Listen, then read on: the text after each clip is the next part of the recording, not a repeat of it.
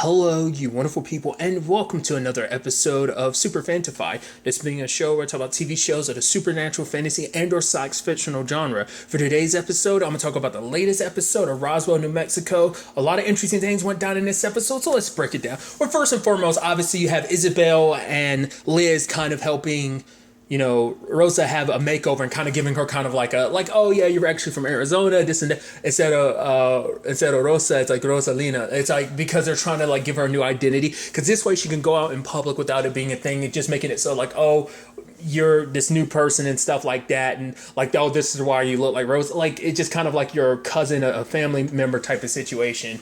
And obviously for Rosa, and she puts a very interesting perspective on it, because it basically means her entire life, for the rest of her life, she can never be herself. She's always going to have to be in disguise, hiding who she really is, because she can never be out front about who she is, because she'll always be in hiding, because you can't let people know that you came back from the dead. Because for one, in Roswell, that would already set off a whole bunch of like problems and issues on its own. Aside from the fact is that it's like, oh, you came back from the dead. It's like you came back from the dead, no one else did, so that will turn into a nasty situation.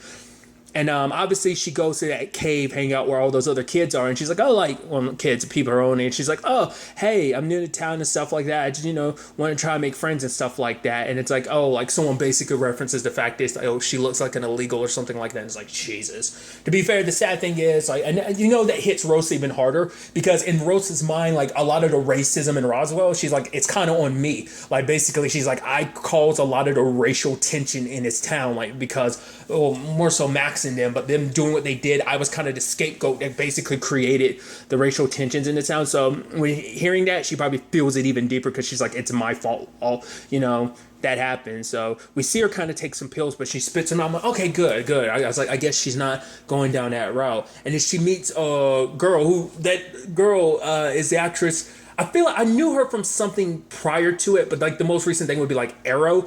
I want to say, because she took over the mantle of Black Canary for a little while back in, like, I think around season 5. And then, was that like season 4, season 5, around that time? I definitely know she was mainly in season 5, but I think she popped up a little bit in season 4. I can't remember. But the fact of the matter is, she had the mantle for a little bit, but eventually she became like a version of Artemis. The reason I also bring it up too, it's like, but like the thing is, like, there's something else I feel like I knew her prior to that, because I remember thinking when I was watching Arrow, I was like, oh yeah, I know her from something else, but I just can't remember what it was. But nevertheless, the fact of the matter is, it's also interesting because if I'm not mistaken, I think she said her name was Iris, which I'm like, oh, that's interesting. You were part of the Arrowverse, and obviously there is Iris West from, the Flash in there, so I just thought that was kind of an interesting thing. Once again, thinking too much into it. But at first, it just seems like, oh, like, Rosa has a friend and everything. I'm like, oh, this is actually pretty dope. And, she invites Rosa to like a party and everything. And obviously it's like, oh, you kind of look like, because like Rosa kind of felt a little out of place there. She's like, okay, she kind of basically fixed Rosa clothing wise to kind of help her fit. It's like, oh, there you are, feeling more like yourself, huh? And Rosa was kind of happy about it. And obviously for her, it's like, talking to Iris, it's like, oh yeah, she's like, I feel more, I enjoy art curating it wise rather than painting it. It kind of fulfills something for her. And obviously Rosa is just like, it's supposed to be an outlet for her. She doesn't think of herself as an artist. But Iris has her draw something, and it's like, oh, what this represents, it's like, this is you are a true artist and stuff like this is your art. And it's like, oh, let's start dancing and stuff. And she calls her Rosa, and she was like, my name is Rosalie. And I was like, whoa, we're just staying past the fact that she knows Rosa's name. I was like, what the hell is this? And then I was like, is she actually an alien or something? Did she read Rosa's mind? I'm like, what the hell is that? And then like Rosa starts coughing because it's like something's like making. I was like, wait, is this some trap or something? I was like, what the hell is going on? And then we find out this has all been in Rosa's head, like, because she actually overdosed. Like when we saw her spitting out the pills, I mean, maybe she actually did, but then maybe things just got to her. She was just and popped more pills, or maybe when she started those first few pills, she did keep popping them, but in her mind she thought like, oh no, I spit them out and everything. Because it's sad. Luckily, Liz was able to find her, and like, the reason why she was coughing and stuff like that, because her powers had activated and she had started a fire in a cave. Luckily, Liz found her in time.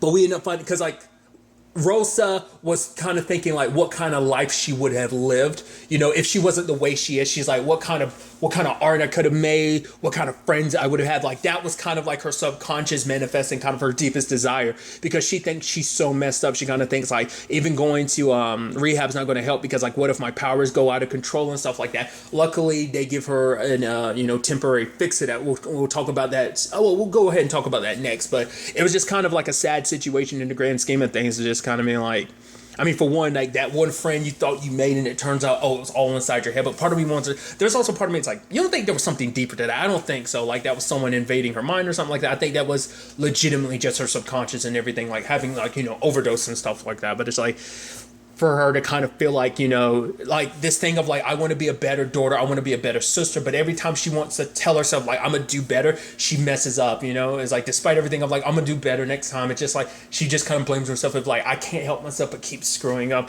So I think that's just kind of a sad situation. But luckily it seems like they do have her set up in a rehab. I mean, to be fair, this isn't just something because of the whole Max situation. I'm sure that didn't help. It kind of aggravated what was already there.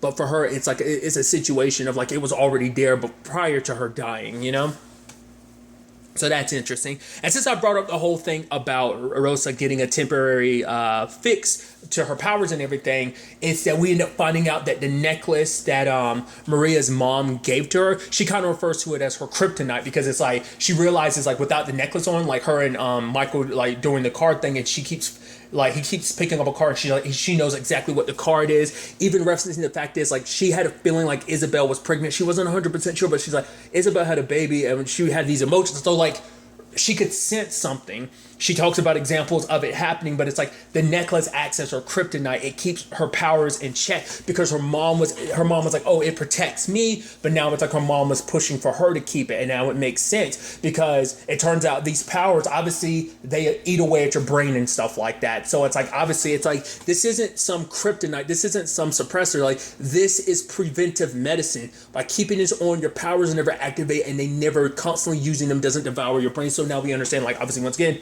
what happened to, we learned about it last episode, kind of learning about what happened to Maria's mom. And obviously, like, Michael wanted her to keep her power suppressed, but it's a thing of like, she doesn't want to, because she thinks she could do so much with these powers, because for her it's like these powers are a part of herself. So but she's like, if I go, I know what the signs look like if I go too far. So she's like, I know when it's all said and done, I'll be able to kind of stop myself. And she talks to Isabel. And obviously, she's like, I can do stuff with these powers and stuff like that. And so she's wanting, like, Isabel's like, well, maybe you can help me. Instead of looking to my future, maybe look to our past. So they go to Michael's place and kind of trying to use, like, what was around there to try and suss out some stuff. Because obviously, Isabel's trying to look. Michael's done all this stuff looking at his past. Obviously, Isabel wants to do the same thing for herself. And it's interesting, the conversation that Isabel had, that basically you can't force the power. You can't just push yourself to use it, because like Max, anytime he'd see Liz, he tried to keep himself under control, but he started a fire. Isabel, every time like she pushed her powers too far, she'd lose time or get so caught up in it, being able to hear people's thoughts, because she ends up talking about the fact is that her mom is constantly like, every time I have to hear my mom's thoughts about some ex-boyfriend that she thinks about from time to time, she's like in vivid detail. So it's kind of a thing of like, let it kind of come to you naturally, don't try to force it. And Maria kind of gets swooped up in it, and Isabel goes inside of her head to look at it, and it's like, oh, she sees that little boy Walt with who appears to be her, Max's mom. But then after it was all said and done, Maria's nose is bleeding, but she hides it, So it turns into a situation of like, Michael is desperate for a potential like permanent cure, or at least another remedy for the situation, because he wants more of the yellow flower, but it seems like it's super rare, and whatever powder was left might have gotten thrown away. And for him, it's like he only has one necklace and two DeLuca women that need it. So he wants to do it for both Maria and her mom, which is very sweet, So he wants Liz to kind of look into the Caulfield files, but he wants her to not do anything with the information, because he's like, I don't want you to take any of this alien stuff and try to, further research. It's like, yeah, but we could do so much good. And he's like, yes, but it would also mean exposing us. And she's like, yeah, of course, I would never do that. So it's that complicated thing of like, yeah, you have this resource in front of you that could potentially change medicine. Very, interesting comparisons, interestingly enough, comparison to Charmed, because obviously it's a very similar vein of a story with Charmed this season, with the faction and everything, and their goals of like, oh, what it can do for humanity. Kind of a similar vein for Liz. I think Liz is going to go down a very complicated route because she's looking at the Caulfield stuff. It's like, yes, she was going to look into it a little bit from Michael, but I think she's going to probably try and apply that to some of her own research of like not putting it on hold. And in fact, like, okay, I can do such great advancements. I can help people. That's probably going to go into a very dangerous tightrope later on in the season. We'll ultimately have to wait and see, but like that's what it we don't know. Maybe it is just purely her looking into it from Michael, but putting on the lab coat and everything makes me think she's about to do some experiments. I mean, I think science-wise, obviously she gets a lot of guff from it. Like she, from like, because she's on like what some people might consider the more fringe side of science. So she kind of gets put on that like side of science where like you get spit at and called horrible names type of situation. So we'll kind of have to wait and see where things kind of go on that front. But Michael does have that whole situation with Maria where it's like he's not going to stop her anymore because it's like, yes, I'm selfish. I just don't want anything to end up happening to you because of all of this. So it's like, you have every right to kind of basically use your powers and everything. But obviously he wants her to kind of take things in stride and everything. So, and obviously, and I think this kind of speaks volumes too, because later on, like Isabel is like, oh, like, okay, I'm sorry, me and Maria. And he's like, I know we talked. We're good. I'm like, that's interesting. Michael talking to someone that might have Maria might have turned Michael into a decent person, because like he obviously could be very short tempered. It doesn't seem like he's too big into talking. It doesn't seem Michael's style. So to hear that he talked, and even Isabel, like, oh, that's cool, that's good. And even they ended up finding out a discovery because like she's like, oh, I saw my mom, she was beautiful, and that little kid walked with the windmill. It's like windmill, and Michael walks over and picks it up off the shelf. And I'm like, wait. Is that implying what I think it is? And the moment his boss comes back and he's like, you're that little boy, Walt. So it's like, okay, now this starts bringing up a whole bunch of questions. Did he know who she was? Because obviously, I mean, to be fair, he was a little boy at the time. But it's like, did he on some level know that Michael was Nora's kid? Because he took Michael in and like, so is it just like serendipity that they found each other? Or was it something deeper? Did he look at Michael's face and know? Because they were asleep at the time, so not less... We don't know. Maybe Nora could have been like, hey, I want you to see my son. And Walt met him when he was a little kid. So maybe as when he took Michael in, he's like, wait, I've seen that little face. I remember you all those years ago when your mother brought me to you when I was a little kid. So maybe that's it. But then it's like, well, I keep all these secrets all this time. Maybe he thought Michael never knew what he was. So he's like, I'm not going to put you in that position because that would basically turn your whole world upside down. Like you have it hard enough. Or, to be fair, it brought back it's some traumatic stuff for him. I mean, the whole fire, everything, all the people dying there. Obviously, he probably never knew what happened to Nora or Max and Isabel's mom. That's definitely going to be some interesting conversations later on of being like, how the hell is this possible? And why haven't you said anything? Like I said, it comes down to what he knew when. Has he known this entire time? Has he not? Did he speculate? Like, I got to know. So that's definitely going to be an interesting route to see where things kind of, go on that front. But another big thing this episode is the fact of the matter is obviously Max is looking into, Cam's disappearance. Obviously, he was working with Liz for a little while, looking into it. And I thought it was interesting. We get introduced to Cam's sister, Charlie, who is played by the actress who plays Nomi in Sense8. I was like, holy shit, that's so dope. But nevertheless, the fact of the matter is, like, she thinks, like, the moment she heard that Cam was missing, she came here immediately because she started assuming that maybe this has something to do with them coming after her. And even Liz is like, aren't you playing right into their hands? But she brings up a point of like, if this was your family, your sister, like, would you really just kind of stay behind even if you knew it was a trap? Which is like, even Liz had been like, yeah, she'd go above and beyond for her sister. So it's understandable. So it is a situation of like, okay, we got to talk to some people, because the last person that obviously that they are aware of that Cam talked to was Jesse Maine. So they have to talk to him. And obviously, for her, it's like, yeah, he's one of the people that's after and wants to talk to me. So Max ends up having a sit down with Maines. At the same time, it was an interesting conversation between Charlie and Liz about like how Liz seems like one of those people who's well invested in science and stuff like that, whereas Max seems like more like he plays with trains type of thing, kind of like showing like, oh, like maybe you should spend less time kind of worried about spending time with your boyfriend and more kind of focusing on that research, because she's like, I looked into you so I know exactly who you are and what kind of research you're into. So it's like she knows from a science perspective of like, for her, it's like she did so much that she thought was good. But the thing is, anything that has the power, the potential to change the world drastically, it could also be used in many harmful ways. It's kind of like the, double-edged sword to it all. So kind of saying basically like for her, she can't go back down that lane. Because she did I think she felt like she did a lot of good, but there's so much bad that kind of gets associated with her work, and kind of basically almost inspiring Liz to not kind of just throw away her lab coat in this situation, to keep going despite kind of how people, or at least, that drive to keep going. And I thought that was just kind of an interesting conversation, and I believe that's what inspired Liz later on to kind of do what she's doing. But at the same time, like, there's that back and forth between Jesse and Max, and he brings up like this group known as Deep Sky, that they're the ones that he sent Cam after, told her not to go after them, that they were trouble. She didn't listen. But there's this interesting back and forth behind, like, obviously it's like he brings up the fact is that, that basically insinuating, he knows what Max is and everything. But Max is like, yeah, and what about you? Do you feel like a hero? The fact of the matter is, all those people you captured, like they were bad people, when in actuality they were just refugees. And so not only are you a murderer, you're also a failure. And he's like, yeah, I am a failure.